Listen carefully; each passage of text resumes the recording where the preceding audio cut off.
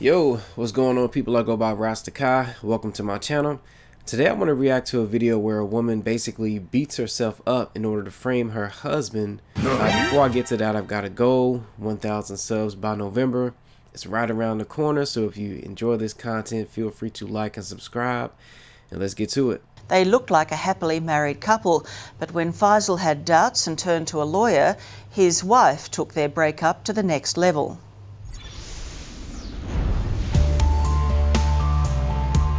You're about to witness one of the most audacious attempts by a wife to frame her husband for domestic violence.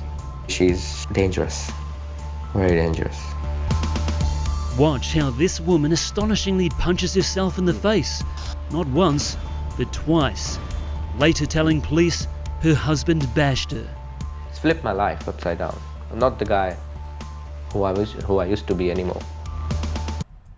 This is highly scary because if she wasn't so out of control, just randomly doing some shit, just deciding she's going to beat herself up and accuse him of domestic violence, she would have done it in a secluded area. Instead, she just did it in a freaking elevator with a camera right on her. If that hadn't have happened, if she hadn't have been recorded, the guy would have been screwed. This is a story about temptation and treachery, a lover and a liar, where romance makes way for revenge with catastrophic consequences. Well, I haven't actually heard of a scenario such as this, inflicting injury upon themselves in order to set up a scenario which results in someone else being charged. I've heard of this quite a few times. If love is blind, then Faisal only had eyes for Asma. She presented herself like she's the perfect girl on the planet. He met her through an online Muslim dating site and proposed soon after leaving Western Sydney to meet Asma in Morocco. However, while Faisal was hoping to return to Aussie with a life partner, he now believes Asma didn't share that dream. She's a greedy person. She's materialistic. The two officially tied the knot here last year, and Faisal was hardly frugal in making his new bride feel at home. He worked 2 jobs, spending everything he earned on his wife, from Gucci tracksuits to leather jackets. Okay. This is already looking bad. The fact that you have to do that to keep her at all, that's very concerning. It's like a freaking black hole. You know, there's always going to be like this pull for more. Like, what else can I gain? What else can I get from this? You know, and if it slows down at all, it's just like the end of the world. You know, and they will let you feel it. I learned that lesson a long time ago. Back when I didn't have no money, and the little bit I was doing was a lot. I mean, it was childhood stuff, but anyway, let's keep going.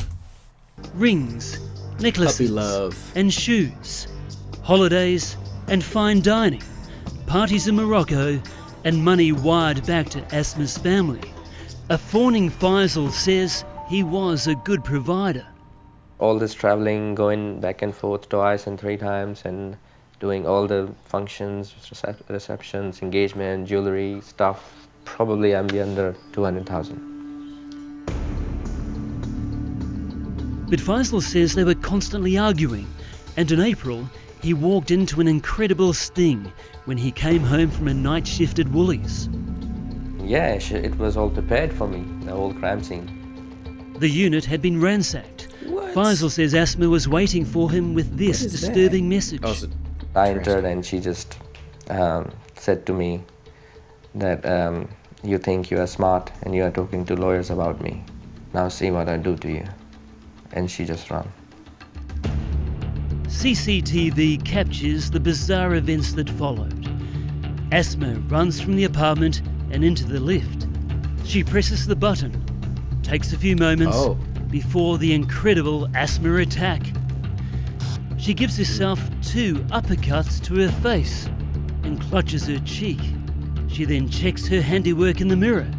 Seemingly satisfied with her self-inflicted punishment, Asma eagerly waits for the lift door to open.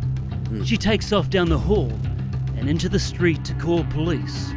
Oblivious to what his wife had cooked up and concerned for her safety, Faisal also went to the police, where he was arrested and charged with assault. If convicted, he faced up to 7 years behind bars. So did she just really not... It looked like that's where they lived. So she just never noticed the cameras, or she just didn't care. She was just so engulfed in whatever rage, cooked up idea she had that she was just like, I'm just going to do it. Without thinking of man, that's scary. Some people, man, it's like they got that type of a spirit in them, man. It's very, very destructive, like impulsive destruction. I didn't know that she went to that. She's gonna go to that extent, go to the police, and forget everything what I did for her, and just ruin my life. In a follow-up sucker punch, Faisal says the police unwittingly helped Asma steal his things, which she had packed into these suitcases while he was being held at the station. But more importantly, Faisal's freedom was also about to be taken. Did you ever harm Asma? Never. I really loved her. Faisal spent 20 grand on a lawyer and trawled through hours of CCTV to find his get-out-of-jail card. And once I saw this, I felt relieved that now the justice will be served. New South Wales police dropped the assault charges, but never charged his estranged wife for making a false accusation, an offence which also carries a jail term of up to 7 years. Question is, why not? The answer is, because if they do, they're going to be embarrassed by what they didn't do at first instance. Now that's a whole nother spin on it. I wasn't even thinking about that. I was thinking more so bias, like them just not really going after women when they make false accusations, which it happens pretty often. Man, that's so crazy. Like, just don't beat herself up, stole his stuff, and she just gets away with it. Like, what's gonna stop her or other women from doing the same thing? I don't know. Victims of crime advocate Howard Brown says it appears police failed to investigate Asma's assault claims properly and assumed Faisal was guilty from the outset. So when you realise that someone has made a false declaration to a police officer and you can prove that she made a false declaration, you then charge her with perverting the course of justice. Police haven't done that. Yeah, makes sense. Asma's statement to police is shocking. Faisal grabbed my throat with both hands and began to squeeze tight until the point I was unable to breathe. He punched me on my left cheek and with his fist. He has started to hit me everywhere with the belt. He was so violent to me. I thought I was going to die. Faisal suspects Asma's motive was an email she discovered he had sent to a visa migration agent. He says he wanted out of the marriage, which was potentially a threat to her ability to stay in Australia. What do you feel when you look back at these photos of her? Sad that I shouldn't have done that. Should have known better? Yeah, should have known better.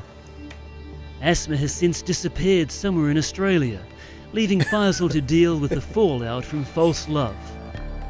He's battling away in average shared accommodation to help pay off his debts. The hurt hubby now wants his estranged wife charged, held accountable, and deported back to Morocco. I am the victim now. I got used and abused over and over again, mentally, financially, emotionally, you name it.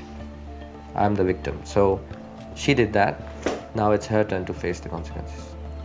Faisal says he's got a long road ahead before he's capable of finding love again, but says he's learned a valuable, albeit expensive, life lesson.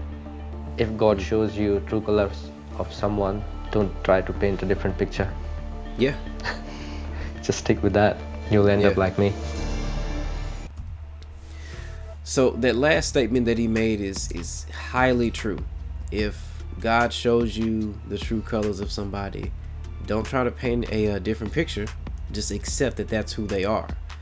I'm sure there's several other versions of it. I think DMX has one. 50 Cent has one. I forget how it goes. I think it's like, if it slithers like a snake, talks like a snake, is it a snake or do you need to be bit? It's like, is that person who they are, or do they need to hurt you in order for you to believe that it's true, you know? And I've come across situations in the past where in, you know, various forms, not just, you know, somebody I'm dealing with, but, you know, just people in general, you know, you see them for who they are.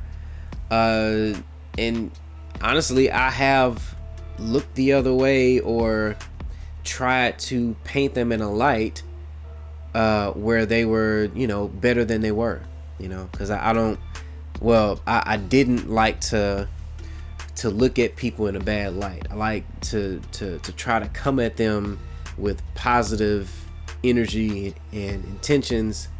So if I see something, I would ignore it.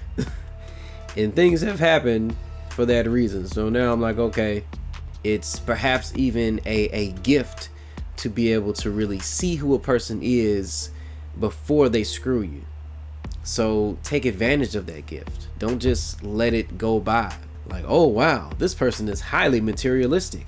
It's gonna take a lot to keep them around. Is it worth it, right? When you have that type of energy in you where you don't feel like you have enough, like somebody has to always pour into you, you don't have control over your destructive emotions, over your destructive actions. That's highly dangerous in either gender, because then it's like, if anything happens, then you may impulsively ruin your life, somebody else's life, or anything, right? So it's really just best to look at who a person is, especially if you're trying to marry somebody. Really look at them and be like, okay, who are you? What drives you? Where are you trying to go in life, right? And what drives somebody is probably one of the most important things to know, because that will tell you damn near everything. It's easier for me to look at somebody as long as I'm not blinded by emotions or whatever. It's easier for me to look at somebody because I think it's just it's my thing, right? For other people, it may be other ways to find out who people are and decide if you want them in your life. So yeah, that's what I got for you. If you enjoyed the content, feel free to express yourself by the many means available on this page. If you want to support, there's things in the description. Cashapp. I need to put my Venmo in there, so my Venmo will be in there. And yeah, just, you know, like and subscribe. I'm trying to hit 1K. I got other stuff going on. I got a book that I'm coming out with. I'm gonna, once that is up and available for pre-order or for purchase, that's going to be in the description. So keep a lookout for that. Ideally in the next, really less than a week from now, I really need to have that in there. So we'll see. I gotta have certain things in place first. Yeah, have a good one.